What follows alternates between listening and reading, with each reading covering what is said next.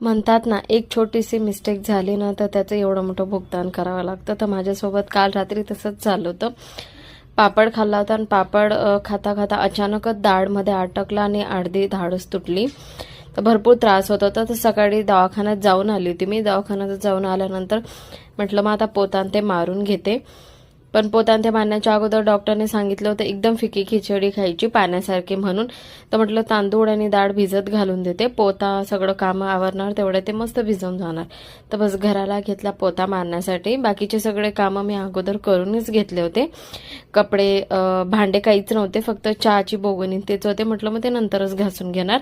आणि पोता असं उखूड बसून कोण कोण मारता अजून पण मला कमेंटमध्ये सांगा हा.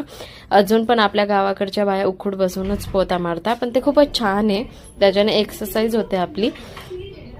आणि हे मनी प्लांट मी माउंट आबूहून आणलं होतं चोरी करून. भरपूर छान प्लांट होते, तर ते छान ग्रो होत होतं. पण माझ्या बॉटलमध्ये लावलं होतं ना, तर काल माझ्याकडनं मिस्टेक झाली. मी त्याला ना उन्हामध्ये ठेवून दिलं होतं, म्हणजे सकाळीच ठेवलं होतं. मला माहीतच नाही पडलं ते कधी जळून गेलं. आता त्याला काढून मी कुंडीमध्ये लावणार आहे. तर सगळं कामं बिमं झाल्यानंतर मस्तपैकी 12 वाजता म्हटलं चला आता फिकी खिचडी बनवून घेते. तर त्याच्यासाठी फक्त मी मिरची आणि जिरं आणि राई सिंपल तडका लावला होता आणि भिजवली होती डाळ आणि तांदूळ. त्यांना मस्तपैकी वॉश करून घेतलं आणि बसतेच खिचडीमध्ये टाकलं.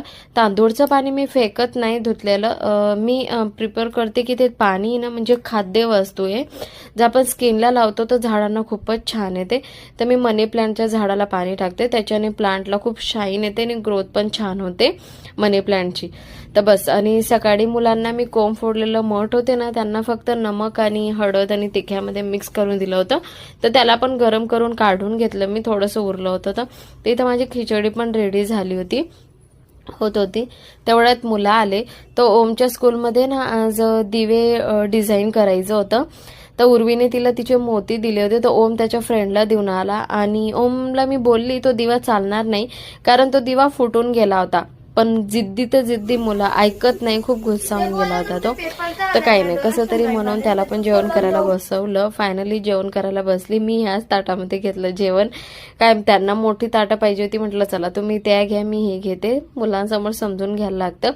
हाऊसफुल 4 मूवी बघता बघता मस्त जेवण एन्जॉय केलं. आणि आमचा ओम, मी नेहमीप्रमाणे सांगते, कपडे घालणं आवडत नाही त्याला जेवताना.